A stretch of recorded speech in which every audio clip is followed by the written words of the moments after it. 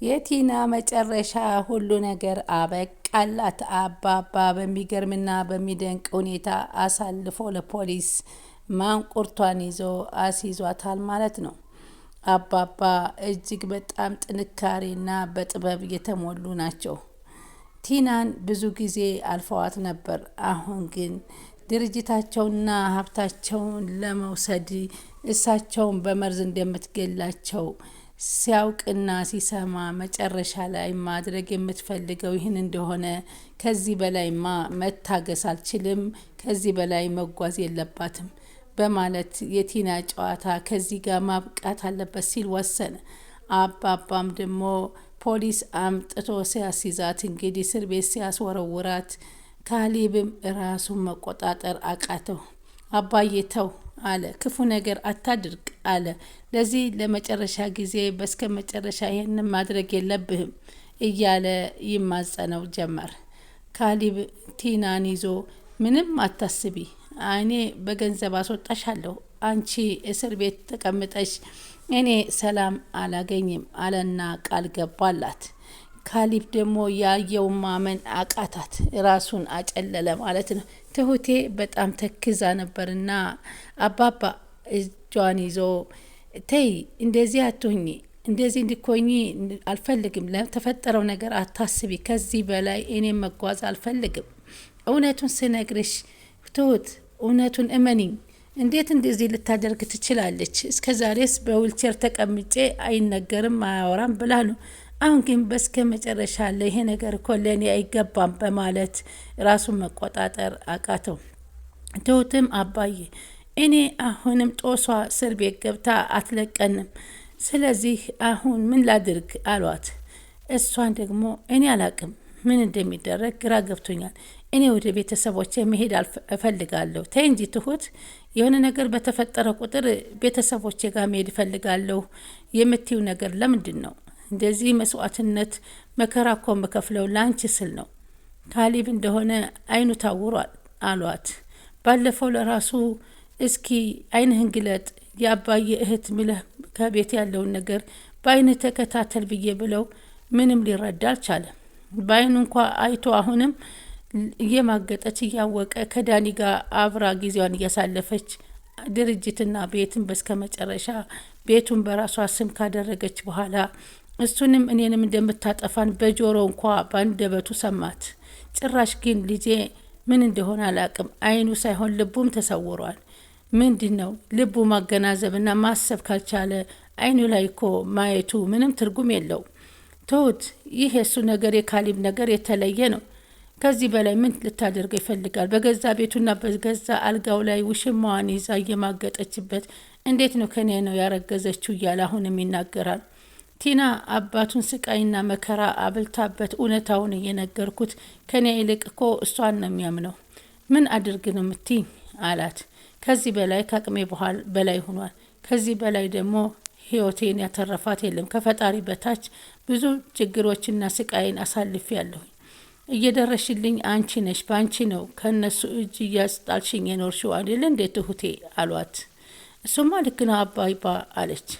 አሁን ግን ጊዜውና ሰዓቱ አይደለም። ካሌብ በራሱ መንገድና በራሱ ጊዜ ተረድቶ እስከሚመጣ ድረስ መታገስ አለብን። እሷም ደግሞ የእውነት አርግዛ ከሆነ እዛ እስር ቤት ሁና ጥሩ አይመጣላትም ለጽንሱ ብዬ ነው አለ።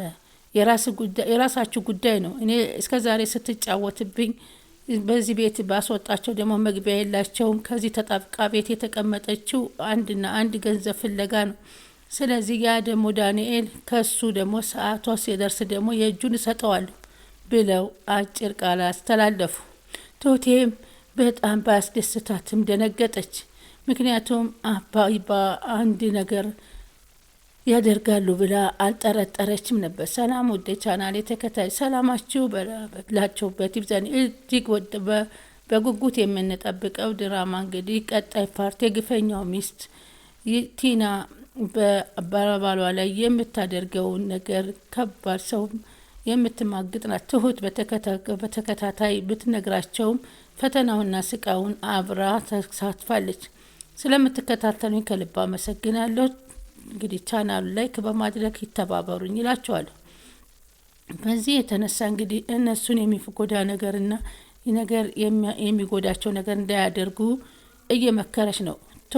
ቲና ግን ትልቁ ደካማ ጎኗ ትሁትን ከዛ ቤት አስወግዳ እሱን ሁሉን ንብረት በእጇ ማድረግ ነበረ የምትፈልገው። እስኪ ጠንካራና ምርጥ ሰራተኛ እኔ ነምጣላችሁ። አሁን ትሁት በስከ መጨረሻ እየታዘዘችኝና የምናገራትን እየሰማችኝ አይደለም በማለት ለአባባ ተናግራ ነበር። አባባ ብዙ ጊዜ አሰሪና ሰራተኛ መሆንን ብቻ ሳይሆን ሰው መሆንን በቂ ነው። ስለዚህ ትሁት ታግሺ። ቲና ለኛ ብዙ ነገር አገልግላናለች። እንደነገርሽኝ ከሆነ ደግሞ ለረጅም ጊዜ ከአንቺ ጋር አስታማኛለች። የሁለታችሁም ውለታ አለብኝ። ስለዚህ አንቺ የልጄ ሚስት ስለሆንሽ እየተንከባከብሽ ብዙ ነገር አድርገሽልኛል። ያንን ደግሞ እኔ ውለታዬን መክፈል ከፍላለሁ ብዬ አስባለሁኝ እና መከባበር አለባችሁ አሉ። ካሊብ ከዛ ባሰበው መሰረት እንግዲህ የሴት ሰላይ ሆኖ በቤት ውስጥ ሲገባ በጆሮ ብዙ ነገር አይቶ ሰምቷል። ግን ትዕግስቱን መቀጠል ሳይችል በአጭር ቶሎ ባለው ሰዓት በብስጭትና በንዴት የለበሰውን አወላልቆ ነበር ፊት ለፊት ግጥም ያለባት። ከዛም በኋላ ደግሞ ይቺ የማትረባ ደግሞ ያባዬ እህት ግማ አትመስልም፣ ይቺ በፍጹም አይደለች፣ መወለች ባል ሀገር ናት፣ ውጭ ብያት እንኳ ከማድ ቤት እያስወጧት መታ ከዚህ ከኛ መካከል ላይ ቁጭ ትላለች አለች። ትሁት ራሱ ምግብ ስትሰጣት ይህን ሁሉ ለቤት አስቤዛ ትጨነቂም፣ ትንሽ ትንሽ ስጫት እያለች ትቆጣት ነበር። የቤቱን አስቤዛ እኮ አንቺ አይደለሽ የምትሞይው፣ አባዬ ነው የሚሞላው። የኔ ባለቤት እኮ ነው። ምን ያባባተ ሀብት እኮ የባለቤቴ ሀብት ነው። እሷ ደግሞ ያጎቷ የወንድሟ ሀብት ነው። መብላት መጠጣት አለባት። እኛ ቤት እኮ ለረጅም ጊዜ አትኖር። ምን ማለትሽ ነው ቲና? በማለት ትሁት ትናገራለች። ትሁት ይህች ሴት እኮ የመጣችው ይህን ሁሉ ምግብ ሰርተሽ እንግዳ ተወዳጅነት ለማፍራት ነው እንደዚህ ቤት የተቀጠርሽው? እወድሻለሁ እንድትባይ ነው? ጥሩ ሰው እንድትባይ ነው? ክብር ፈልገሽ ነው እንዴ? አለቻት። በፍጹም እኔ እንደዛ እንዳልሆነ ይገባሻል። እኔ ማንንም ክብር አልነካምም አልፈልግም። የራሴን ክብር ነው። ሰውን ሰው በመሆኑ ብቻ ነው እማግዘው አለች። እቺ ደግሞ እንግዳ የአባታችን እህት ናት። እስኪ እባክሽ አንቺ ብልግናሽ በልክ አድርጊው አለቻትና ተናገረቻት። በስከ መጨረሻም ወደ ኪችን ገብተው ነበርና ካሊብና ትሁት ቲና መጣችና አሁን ደስ የሚል ጊዜ ከዳኒ ጋር ማሳለፍ እፈልጋለሁ። አንቺም እዛች አካባቢ ዝር እንድትይ አልፈልግም አለቻት። ትሁት እየሰማሽ ነው ስትላት ዝም አለቻት። ለመባለግ ጊዜው አልመችሽ አለ፣ እንደፈለግሽ መሆን አለብሽ አለች። ማንም አይገባብሽም አለቻት።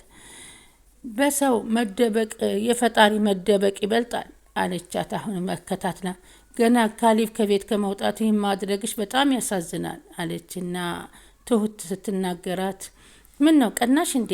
ዳኒ እኮ የኔ ብቻና ብቻ ነው። ያንን ከረፈፍ ደግሞ የምፈልገው ለጥቅም እንጂ አልወደውም አልኩሽ።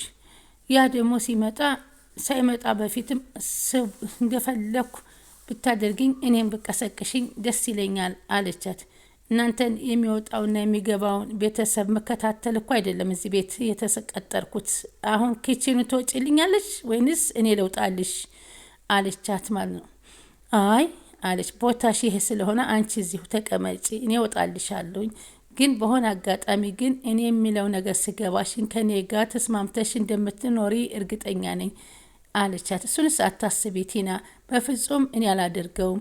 አንቺ የክፋትን ጥግ አሳይተሽኛል። አግተሽ እኮ ስታሰቃይኝም ልትገልኝም ነበር፣ ግን አልተሳካልሽም። በመርዝ ሁሉ ነገር አድርገሽኛል። አሁንም ቢሆን እውነቱን ልንገርሽ፣ ምንም የምታደርጊውና ምንም የምታመጪው ነገር የለሽም። ካሊድ እኮ ፊልድ ሂዷል። አንቺን የሚያድንሽ እኮ ነገር የለም አለቻት። አባዬም የለም አለቻት። ቲና እኔ ላንቺ አላንስም፣ ላክብርሽ ብዬ ነው እንጂ እኔ ላንቺ አላንስም። አሁን ቀጥ ብለሽ ምትወጪው ውጪ፣ ያለዛ ከባድ ነገር ይፈጠራል አለቻት። ቲናን ፈራችና ከኪችኑ ጥልቅ ውጥት ብላ መኝታ ክፍል ሄደች።